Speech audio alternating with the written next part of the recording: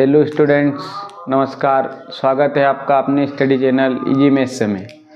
तो आज की क्लास में हम पढ़ने वाले हैं प्रश्नवाली 2 और इस प्रश्नवाली में हम पढ़ेंगे समीकरण के शून्य निकालना और गुणांक और शून्यकों के बीच संबंध देखेंगे। ठीक है, तो हमारा पहला सवाल हम देखते हैं क्या है। हमारा पहला क्वेश्चन है x square minus 2x minus 8। ठीक है, तो सबसे पहले हमें इसके शून्यक निकालना रहेगा। तो उसके लिए हम क्या लिखते हैं यहाँ पर सॉल्यूशन। ठीक है, तो लिख लेते हैं इस तरीके से x square minus 2x minus 8। ठीक है, अब सेकंड स्टेप में क्या करना है, एक्स स्क्वायर माइनस इस तरीके से ब्रैकेट बना लीजिए।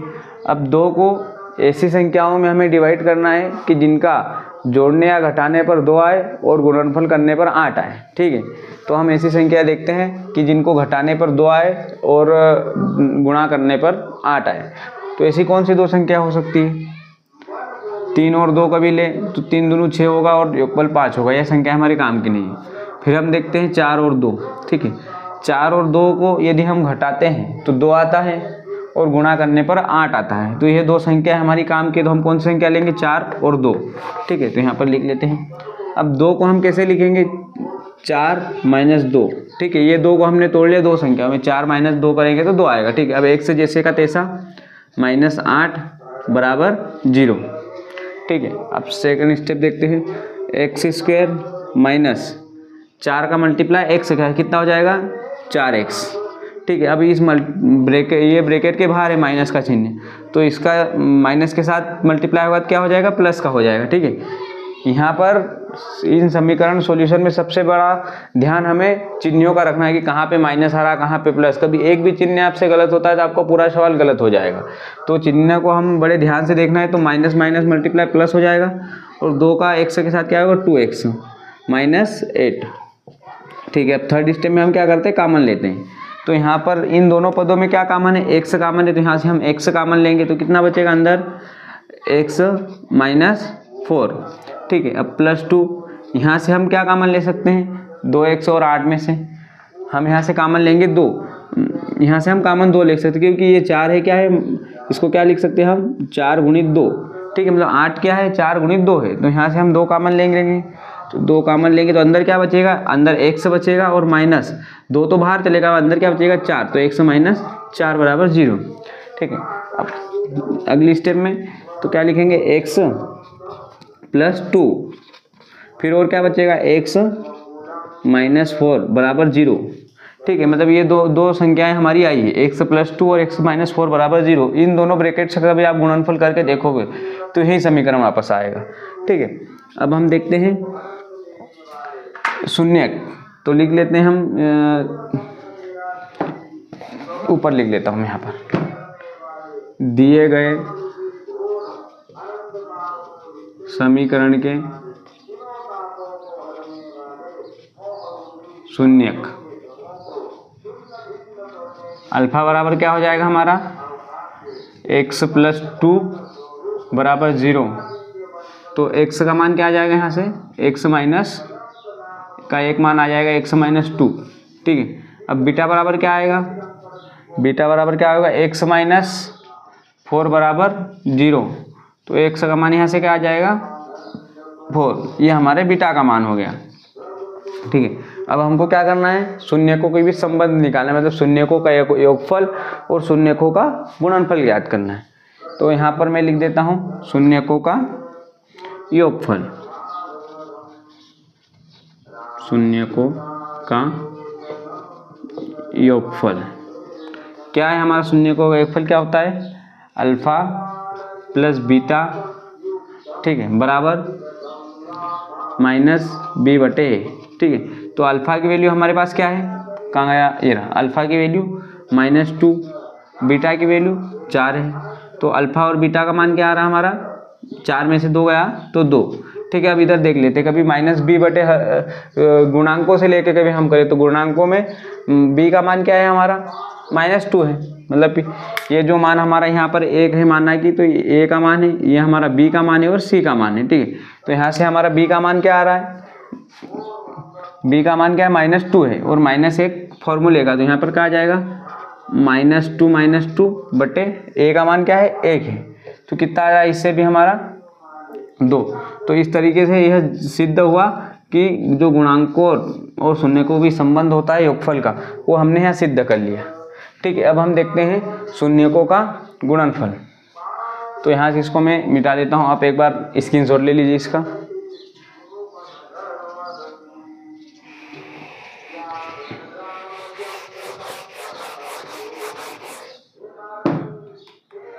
अब लिखते हैं शून्यकों का गुणनफल।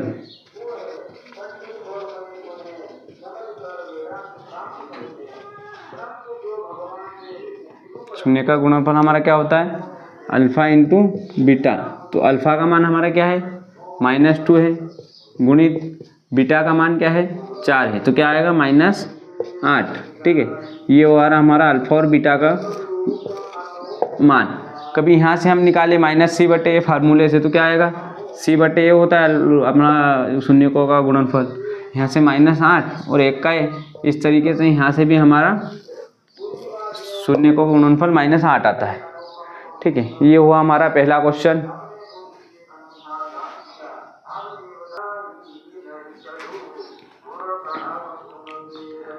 हमारा दूसरा क्वेश्चन है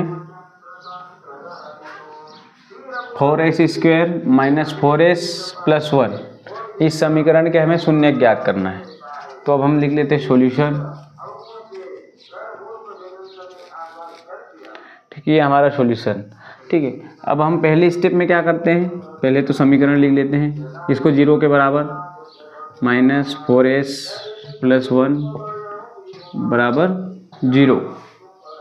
ठीक है, तो अब हमें एक ऐसी संख्या लेना है कि जिसे योगफल करने पर 4 आए और गुणनफल करने पर 1 आए।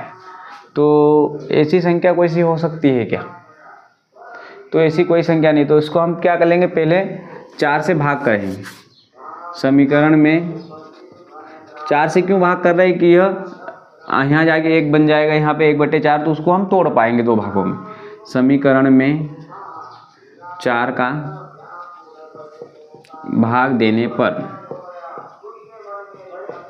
ठीक है, अब यहाँ से हम 4 का भाग देंगे तो क्या आ जाएगा, यहाँ पर 4 का भाग चले तो क्या बचेगा s² -4 का भाग चले जाएगा, कितना बचेगा s बच जाएगा, और यहाँ पर क्या हो जाएगा 1/4 = 0। ठीक है, अब यह हमारा समीकरण आ गया नया। अब हमें क्या करना है, यहाँ पर मान लीजिए 1 है, मतलब 1s है। ठीक है, तो अब 1 को ऐसे 2 भागों में तोड़ना है कि योगफल करने पर 1 आए और गुणनफल करने पर 1/4 आए। यहाँ पर 1/4 है, तो मतलब योगफल करने पर 1 आना चाहिए और गुणनफल करने पर 4 आना चाहिए। तो ऐसी 2 संख्या कौन सी?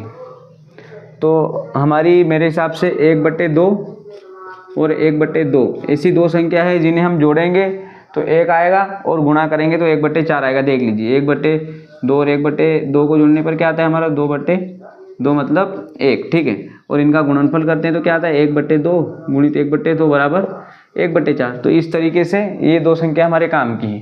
तो हम यहाँ पर क्या लिखते हैं 1/2 और 1/2, 1 को हम तोड़ते हैं 1/2 में, तो लिख देते हैं अगली स्टेप में s² माइनस, यहाँ पर क्या लिखेंगे 1/2 प्लस 1/2 s प्लस 1/4 = 0। अब हम क्या लेते हैं, इन मल्टीप्लाई करेंगे ब्रैकेट का, क्या लिखेंगे s² माइनस 1/2 s के साथ s आ जाएगा। ठीक है, मल्टीप्लाई हो जाएगा। अब इस माइनस का इस ब्रैकेट में प्लस में मल्टीप्लाई करेंगे, गुणा करेंगे तो क्या आएगा, माइनस का चिन्ह आएगा।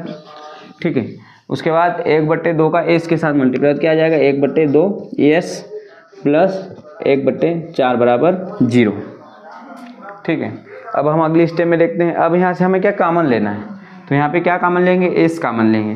तो यहाँ पर मैं लिख देता हूँ, यहाँ पर इन दोनों संख्याओं में क्या कॉमन है, s कॉमन। यहाँ से s कॉमन ले लेते हैं तो अंदर क्या बचेगा, अंदर क्या बच जाएगा हमारा s बच जाएगा और 1/2 बच जाएगा। ठीक है, तो यहाँ लिख देते हैं s माइनस 1/2। ठीक है, अब यहाँ से क्या कॉमन आएगा, -1/2 s में से और प्लस 1/4 में से माइनस भी कॉमन लेंगे, क्योंकि हमें अंदर ब्रैकेट में माइनस का साइन चाहिए। तो क्या लेंगे -1/2 हम कॉमन ले लेते हैं यहाँ से।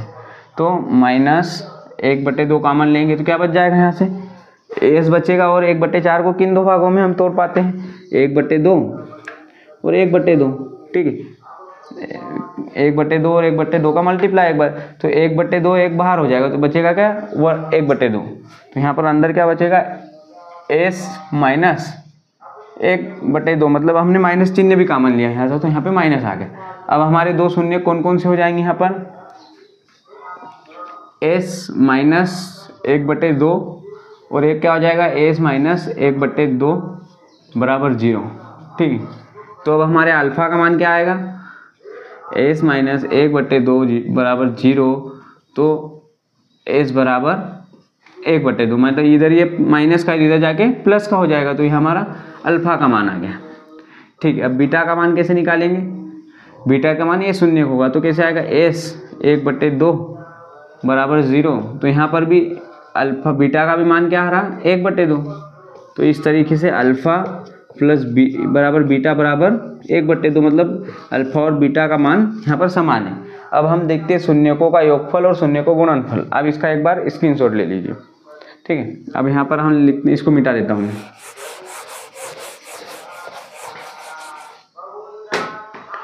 शून्यकों का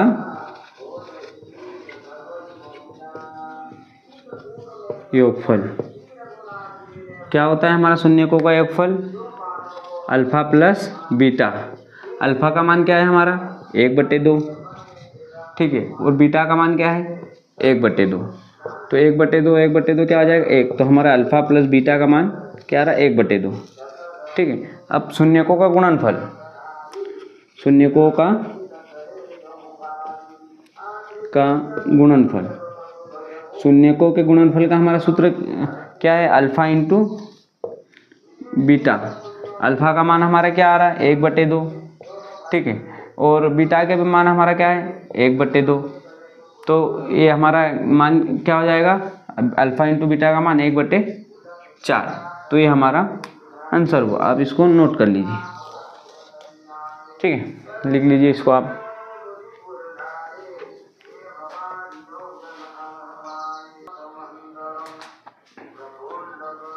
अब हम आते हैं हमारे क्वेश्चन नंबर 4 पर, ठीक है। क्वेश्चन नंबर 3 आप होमवर्क में करके देखिएगा बनता है कि नहीं, ठीक है। इस प्रश्न में टोटल 6 प्रश्न है, तो 3 मैंने करवा दिए, 3 आप होमवर्क में करिएगा, ठीक है। तो क्वेश्चन नंबर 4 हम देखते हैं। सबसे पहले लिखते हैं सॉल्यूशन, ठीक है। अब यहाँ पर हम लिख लेते हैं 4u² + 8u = 0, ठीक है। अगली स्टेप में अब हम क्या करेंगे कॉमन लेंगे, तो यहाँ से हमारा क्या कॉमन आएगा, क्या कॉमन आ रहा है हमारा 4, यहाँ देखिए इसको समझाता हूँ मैं आपको आसान तरीके से। यहाँ ए क्या 8 क्या है 4 × 2 है, ठीक है, और यहाँ पर u है यहाँ पर भी u, तो हम क्या कॉमन ले सकते हैं 4u हमने कॉमन ले लिया, तो अंदर क्या बचेगा ब्रैकेट में u + 2 = 0, तो हमारे दो शून्य कौन कौन से हो जाएंगे यहाँ पर अल्फ़ा का मान क्या हो जाएगा 4u, दो शून्य होंगे तो 4u और एक होगा u + 2 बराबर 0, तो अल्फ़ा का मान हमारा क्या होगा 4u बराबर 0, तो यहाँ पर u का मान का आ जाएगा 0, तो यहाँ पर हमारा अल्फ़ा का मान हो गया 0, ठीक है। अब हम बीटा का मान देख लेते हैं। यहाँ पर बीटा का मान क्या आएगा, तो बीटा का मान होगा बीटा बराबर u + 2 = 0, ठीक है। तो यहाँ पर -2 है, प्लस का उधर जाके माइनस हो जाएगा, तो यहाँ पर 2 आ जाएगा, तो बीटा का मान हमारा हो गया 2, ठीक है। अब हमको आगे क्या याद करना है शून्यकों का योगफल, तो यहाँ पर लिख देते हैं शून्यकों का योगफल, ठीक है। शून्यकों का योगफल हमारा क्या होता है अल्फ़ा प्लस बीटा। अल्फ़ा का मान हमारा क्या आया था 0 आया था, और बीटा का मान -2, तो अल्फ़ा प्लस बीटा का मान हमारा क्या आया यहाँ से -2 अल्फ़ा, और बीटा का अल्फ़ा प्लस बीटा का मतलब शून्यकों का योगफल। अब आगे हम क्या करते हैं शून्यकों का गुणनफल ज्ञात करते हैं, शून्यकों का गुणनफल इस तरीके से। शून्यकों गुणनफल हमारा क्या होता है अल्फ़ा इंटू बीटा, ठीक है। तो हमारा अल्फ़ा का मान क्या है 0, और बीटा का मान -2, तो 2 शून्य शून्य को किसी संख्या के साथ मल्टीप्लाई 0 आएगा, तो अल्फा इंटू बीटा का मान हमारा 0 आया। ठीक है, तो ये हो गया हमारा क्वेश्चन हल। इसमें इन सवालों में आपको कोई भी डाउट हो तो कमेंट बॉक्स में कमेंट अवश्य करें। ठीक है, तो आज की इस क्लास को हम यही समाप्त करते हैं। तब तक के लिए पढ़ते रहिए। धन्यवाद। चैनल को लाइक, शेयर और सब्सक्राइब जरूर करें। जय हिंद।